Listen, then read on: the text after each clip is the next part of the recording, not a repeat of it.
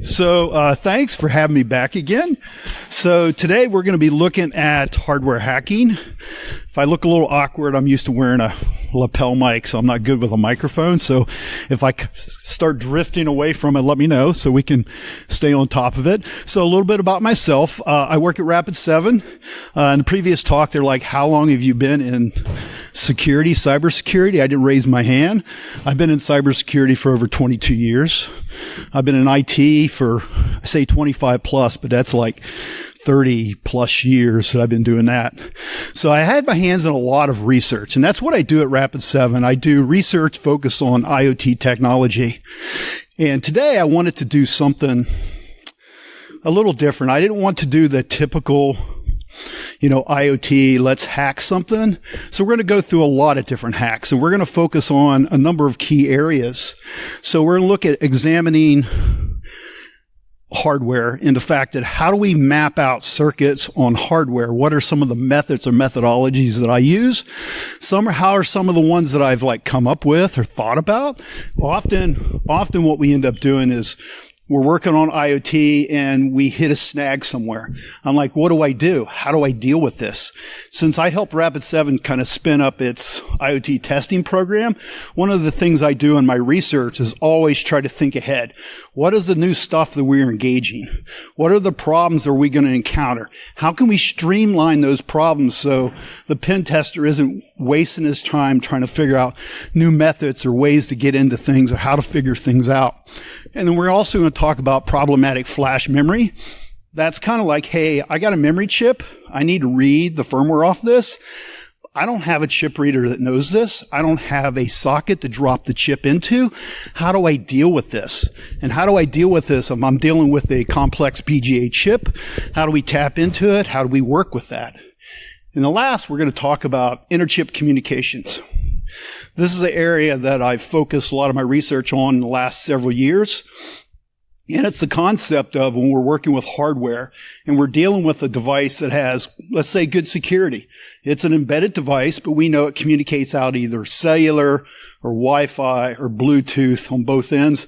And it's actually done secure. It's done properly. How do I know what the end-to-end security looks like? And the deal there is let's kind of focus on what's going on in the circuit board. Let's look at the communication between microprocessors.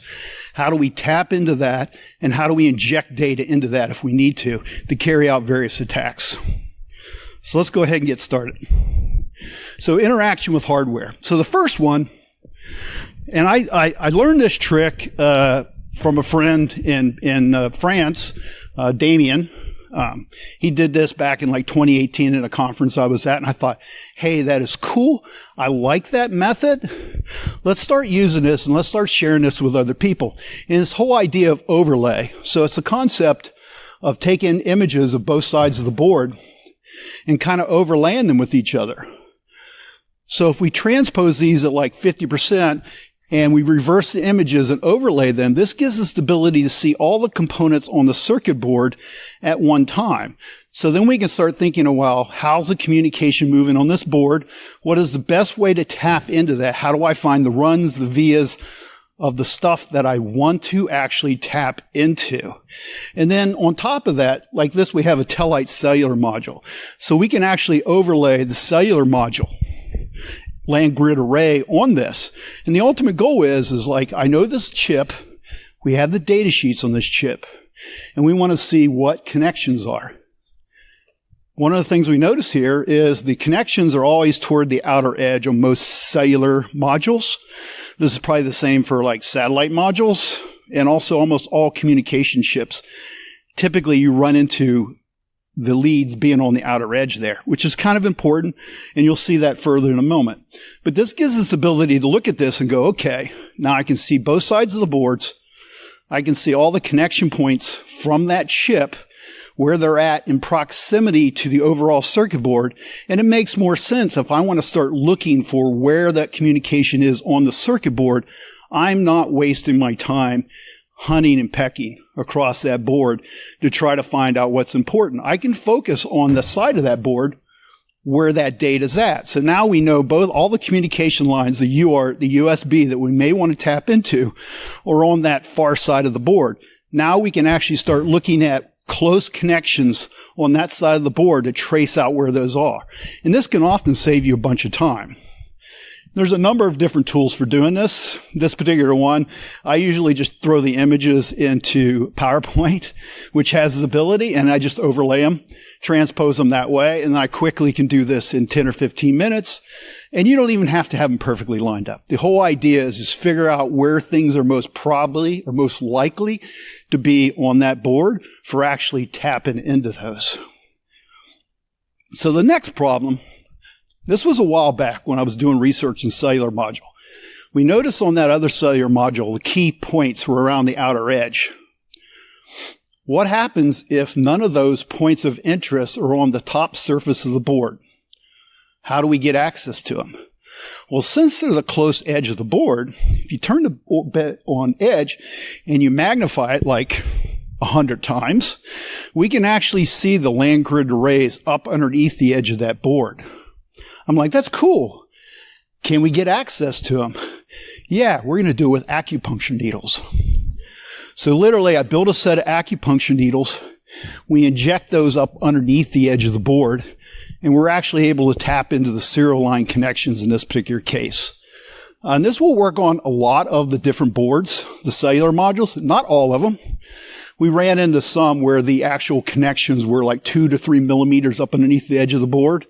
We noticed the board had a tendency when it was laid out to have a slight cup to it, making that area along the edge harder to get to. That's not always the case. Sometimes there's a big enough gap and you can get different size acupuncture needles.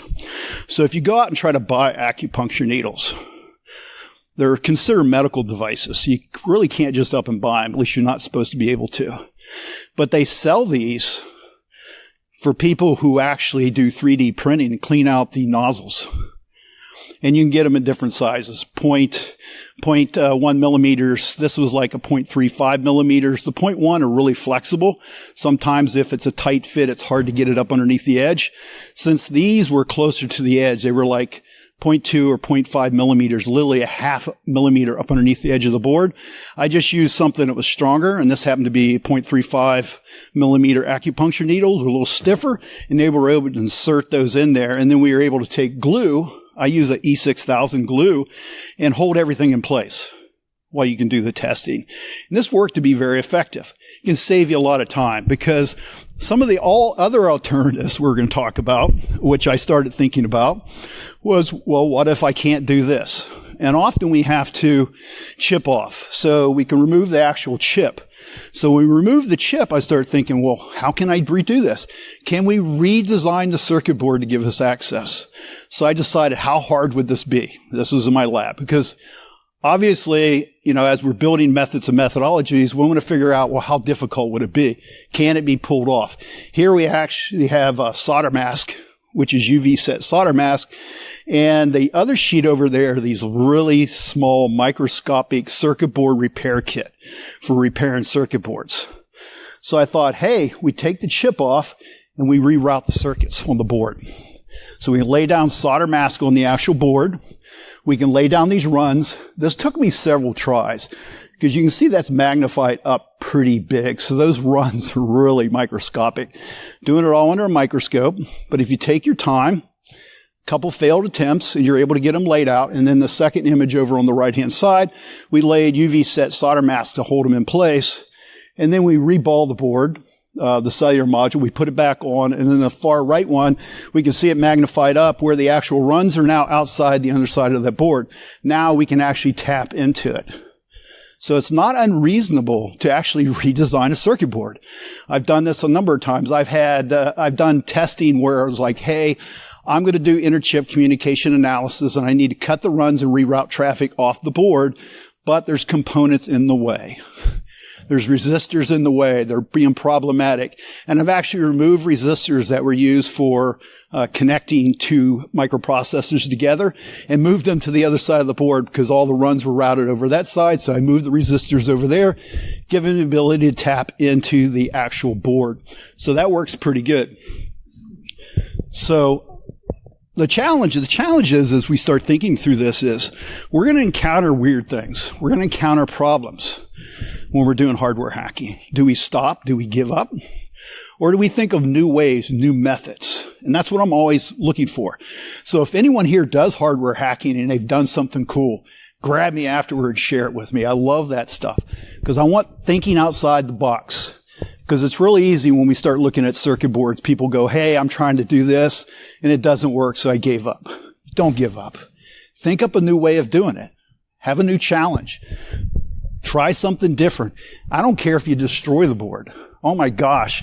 I've lost count of the number of thousands of dollars of circuit boards I've destroyed actually trying to figure out how to do things. One of the things we were doing here a few years back was the interchip communication on cellular modules, which we're going to talk about here toward the end of this presentation. We started off with GPS trackers. GPS trackers are inexpensive. I can pick one up for $50. I can enable it for $20 a month, and I can do some testing with that.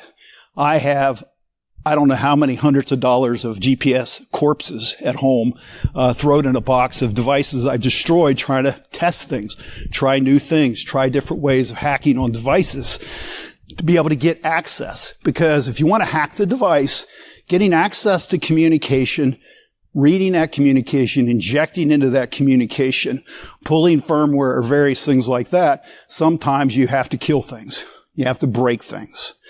So I challenge you, if you're actually working on a project, you want to hack some particular device, buy two of them.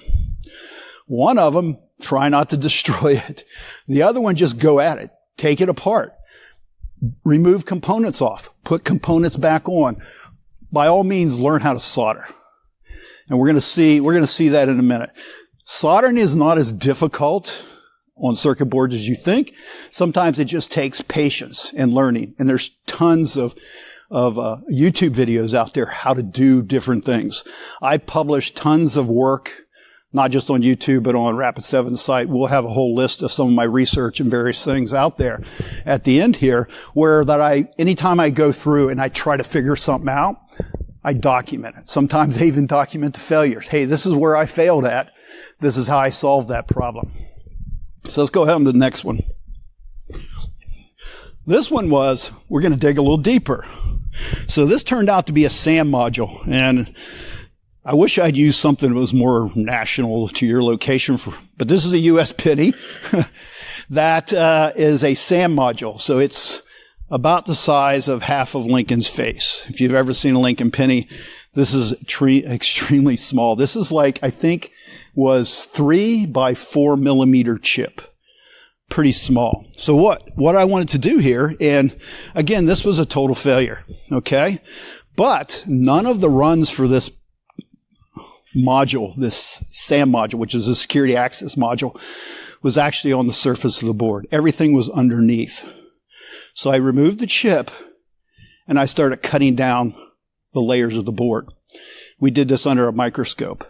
Now, you can't see how deep I've gone there since it's so small, but we're down like 3 to 4 layers on that board. And the goal was, how do I identify runs that I can't get to the surface of the board? How do we break into this? How do we get that access? This was a kill unit. This is one, when I was done, it was going in the trash. I literally started delayering the board using dental picks. Layer after layer after layer. And the goal was eventually find all of the important circuit runs for this SAM module, security access module, so I could tap into them. Again, on this particular project, I ran out of time. I destroyed the board. I didn't find what I was looking for. But as you can see, challenge, you do it. You take that next step. You dig deeper. I do this every once in a while. It's not uncommon for me to encounter a board where what I need to tap into is not on the surface of the board. And I want to go down through some of the various sublayers. And I do this at least several times a year. And I usually do it very effectively. Why? Because I failed enough times, I figured out the process. The crazy thing is, the last one I did, it was a simple Bluetooth module where everything was routed somewhere else underneath the sublayer of the board. So I started cutting down through the layers. Went through 1 layer, 2 layers, 3 layers, 4 layers. It was only a 6-layer board. I got down to the 5th layer. Well, if I'd flipped the board over, I'd only had to go down 1 layer. But it's kind of the nature of the game. But I was actually able to get down far enough, find the actual run, and tap into it to be able to get what I needed to get access to. Again, it's all about trying something different. And that's kind of what I'm trying to express here in this talk. Do not give up. Do not stop. When you encounter these hard spots, try something different. Try something new. This is all doable. Again, having a microscope, and you don't always have to have a super great microscope. You can use one of the digital microscopes out there. They're reasonably cheap to actually be able to do this. But typically, I think this is a 45x. So get anything that'll go up to 45x. You can pretty much do anything you want at that point there. So tear down for fun and knowledge. So in this case, we're looking at a Quiltel EG91 cellular module. Anytime I get a device with a cellular module, we can pretty much assume that the cellular module is going to die in this process. So we take the shield off of it. We can see the components are packed in there pretty deep. First thing I typically do is throw it into an oven. First module I get, or I'll go buy extras once I figure out what I need. I'll buy it instead of buying the whole device, I'll just buy the module, throw it into an oven, strip it bare. Everything off of it. So why do I do that? I want to look at the actual circuit board because these are like little daughter boards that are attached to the device. What can I get access on this board surface? This is what I'm usually looking for. And I'm looking for like JTAG, serial wire debug, UARTs, USBs, whatever connections that may be accessible on the surface of the board. Because I can pull the shield off and possibly tap in that way versus having to take the chip off and rerun circuits. In this particular case, most of everything coming out of these companies is well engineered from a circuit board standpoint. It's very difficult to get access to data. But what we do is this has a flash memory chip on it. And this one was actually pulled off a live device that had been set up, configured, the whole 9 yards, because we wanted to actually get a live configured memory chip off a cellular device and where it was configured. This is one of the things we often run into. This is a 162 ball BGA chip. But in this particular case, if you look at this pinout, this is a common, at least pin arrangement as you look at it for an embedded multi-chip package. Embedded multi-chip packages normally have embedded controllers on them, and you can drop them into a reader and instantly mount it up as an SD card. That's not the case here. This does not have the embedded controller on it. It does have RAM and it does have flash on it, but then how do I deal with this? So the way we deal with this is, in this particular chip here, there's no data sheets available on it. Couldn't find any data sheets. But since all the manufacturers of almost every cellular module use these type of chips in most of their cellular modules, I did find a pinout showing this. No data sheet, but a pinout. And we can see upper top of that, we see those kind of a bluish green or turquoise looking. Those are actually the pinouts for the flash. So we know what that is. What do we do next? Well, what we do next is we ball those connections out. So what do we do this? So the ultimate goal is we're going to solder wires to every one of these. How do I make this more simpler? It's about process. Well, I found out to actually do this process and make it extremely simple is you reball it. And you can use solder masks, or you can use, balls like this. You can put them on there, or you can use solder paste. You can use screens. You can do anything you want. Just get the balls on there first. Because once the balls are on there first, you can take 40 gauge wire, press it up against the ball, tap it with a solder iron, and actually rewire it.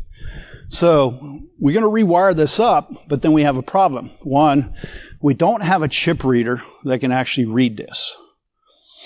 But the cool thing about memory chips, flash memory chips, especially multi-chip packages, manufacturers do not recreate silicon different for every device they make.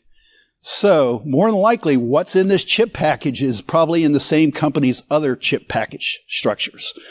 So what you do is you get a sales slick. Sales slick's going to tell you the type of flash it is, how big it is, its bit levels, all the key things you want to know.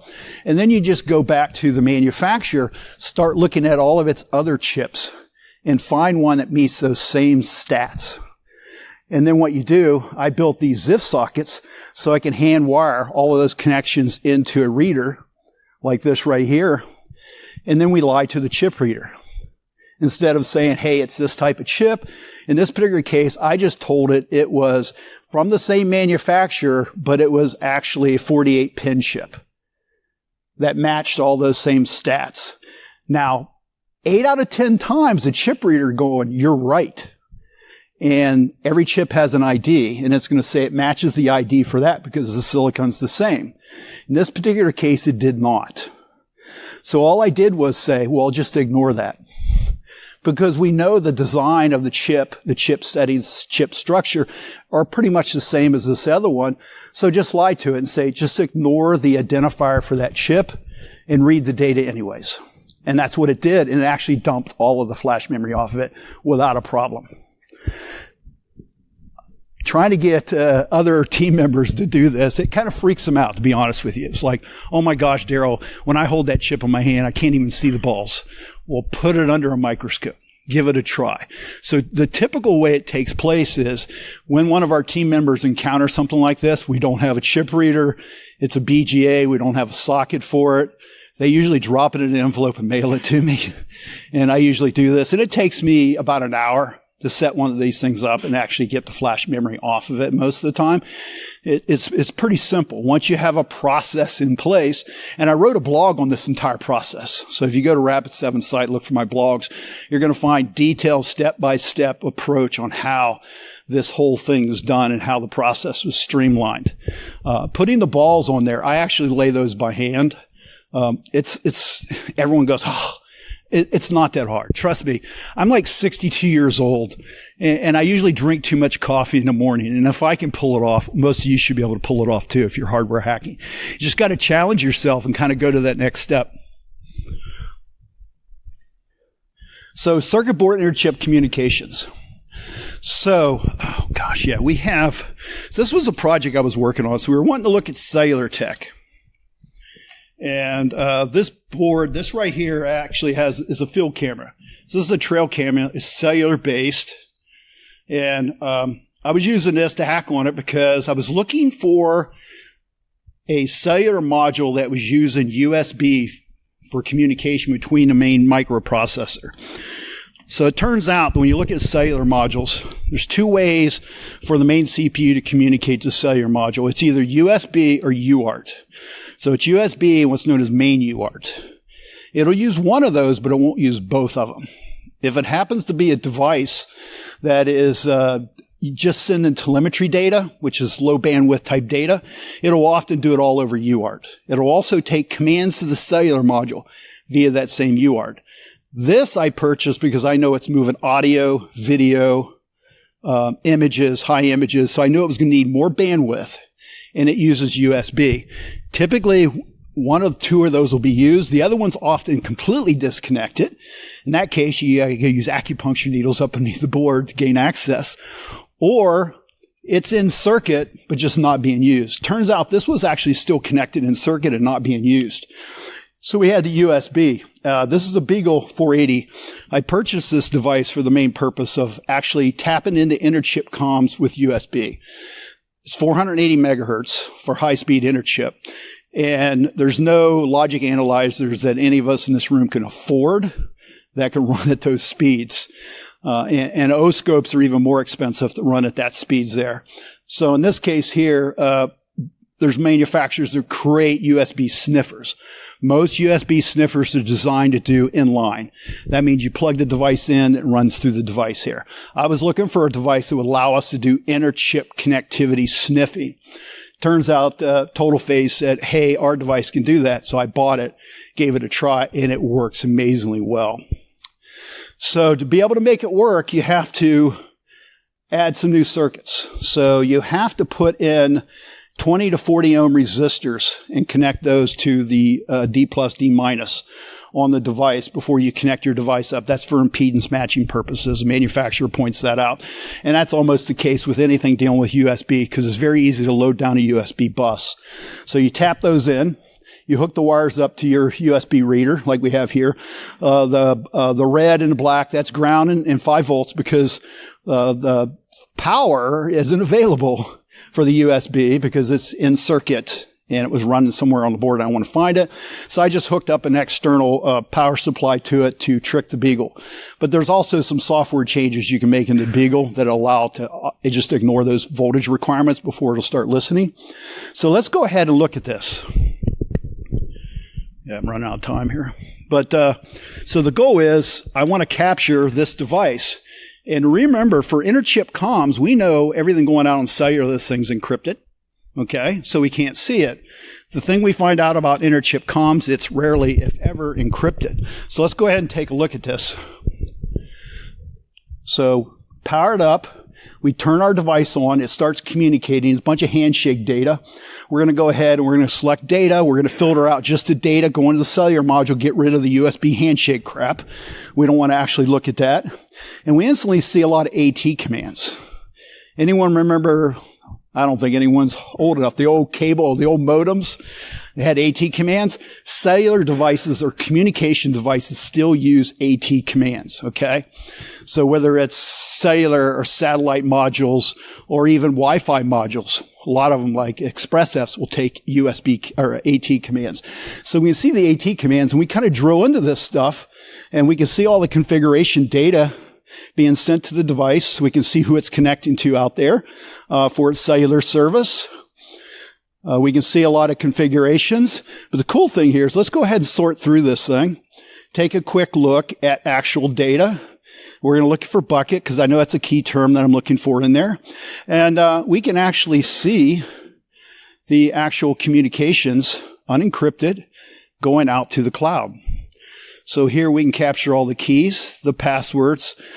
We got one of them that will actually show the buckets we're connecting to. They have 3 buckets. So we can see everything is connecting out there, all the authentication for all the transfer. So now I can basically, if this device or this service is online, the S3 buckets typically would be, we can just get rid of this device and then we can start testing directly into the cloud services and check the security related to that for a particular product. So, and that's the configuration of the device there. So all the devices, settings, and configurations that are being going back and forth, we can actually capture all that. So this makes it really easy. I don't have to worry about the encryption taking place on any end of this device. I can go between microprocessors on the device, between the microprocessor and the cellular device and actually capture all this cool data to do further testing and checking and analysis from a security standpoint. So AT commands. So we're not going to go deep into AT commands, but there's 5 types of AT commands we listed here. We have test, read, write, and execute. These are used to configure their cellular devices. All cellular devices out there publish their AT command modules. The interesting thing is the AT command modules are not, manuals are not complete. So just because it's not listing certain commands don't mean they're not valid. So to test this, we created a bunch of scripts where we put all the different manufacturers' AT commands in, and we can run the test mode and check to see if they're valid or not on a particular device. We can also do a read and pull back all the settings and configurations that are actually on the cellular module and see what's going on there. That gives us the ability to find other cool, interesting things associated with it. So now that we can go to Interchip and start looking at this data, what about injecting data? So in this particular case, I said the USB and AT were both hooked up, but the USB was the only one used for commands in this particular case and transferring of actual data. So we can tap into the UART, but we have to cut the lines because if the lines are connected in on UART, you still can't inject data. You can sniff it, but you can't inject data because you're not a terminating point in the actual serial communications. But if you cut the runs, you can do that. So we hooked up the wires, we cut the runs, we route everything out to a board so we can hook up any kind of test equipment we want to hook up. We use that for capturing, analysis, injecting. So if we're going to work on cellular modules, my ultimate goal is to understand how do we take these devices and weaponize them? How do we take a device and go, hey, I want to test the overall ecosystem, but I'm only one part of the ecosystem, and I may not even have access to the other part of the ecosystem. That case, it would be, like a private APN. Now, this device here is using a public APN. It's a specific IoT, but it's still a public APN. It goes to the cloud services, which we can get access to. But we encounter a number of devices that's not the case. Only the device has access to this private connection. If we have the device, we have access to this private connection. And the way we would do that is taking control of the cellular module in circuit to actually do things. So we're going to do an example here. Now, I've run this several times. I'm never quite sure whether the audience gets what I'm doing here. This device is functioning normal. It is acting like a camera. It is taking pictures. It is sending them to the internet. But what we're going to do is we ran our test scripts against this, and we found out that there was a bunch of commands that weren't documented for this particular module. Socket commands. Socket commands gives us the ability to set up TCP or UDP sockets outgoing from that device. So the goal was, let's go ahead and do it. So in this case here, we have a serial console hooked up so that we can see the device come online. Because the module will still send a command back to the CPU. The CPU is just ignoring it. So we're going to run this, and what we're going to do is we are going to actually see this go into ready mode. We're going to shut that down. We're going to spin up a script we wrote using the socket commands, and we're going to turn that module into a port scanner. So you see me powered up, and you'll see a ready come up over here. So we know the module's up and running. Got to make sure it's all configured. Connect it. Power it up.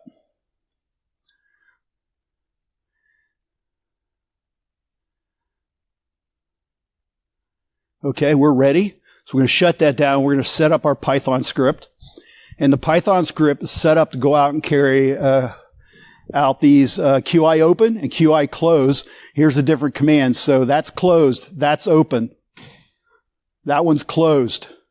And we're open and closing socket ports to devices on the internet to validate that. Port 80 is open. Port 3389 is closed on this device. So literally we turn the device into a port scanner. So if we think about this, and we are actually connected into a private APN, now we have the ability to scan their back-end services that no one on the internet has access to. We have the ability to set up connections. Also, a lot of these modules are capable of doing basically USB Ethernet. So literally you can reprogram it, turn it into a basically Ethernet router and gain access to the back-end isolated services for further testing and potential attacks. So I want to do this really quick. So to point out something, we also looked at a smart lock a number of years ago. And we did the same thing. It was a BLE hub. We connect out to it. We cut the runs on this thing, rerouted it out to a breakout board, and we can capture various data. In this particular case, we can capture this control in this lock, and we were able to decode the communication structure. It had a MAC encoding. That was for the BLE. This MAC encoding turned out that we can actually feed various commands to the BLE, and it would respond back with this MAC encoding to the point where we're able to map out the actual encoding mechanism, and then we're able to send commands to the BLE and reprogram it. Even though it was designed to only connect to one lock, we're able to reprogram it to connect to multiple locks and control multiple locks at the same time. And that last unknown, that happened to be the certificate, the authentication code. One lock we had, this was actually fixed. I think this is fixed. It never changes. So if that's compromised, and that's a derivative of what you enter in when you register the device, if you crack that, at that point you can weaponize any of these BLE units to take over other locks and control them potentially. So to expand on that, we wrote a tool called a Karen proxy. It's a proof of concept, but it's actually a Python tool that lets us actually proxy inter-chip communication, serial inter-chip communication. So we can capture data going in both directions.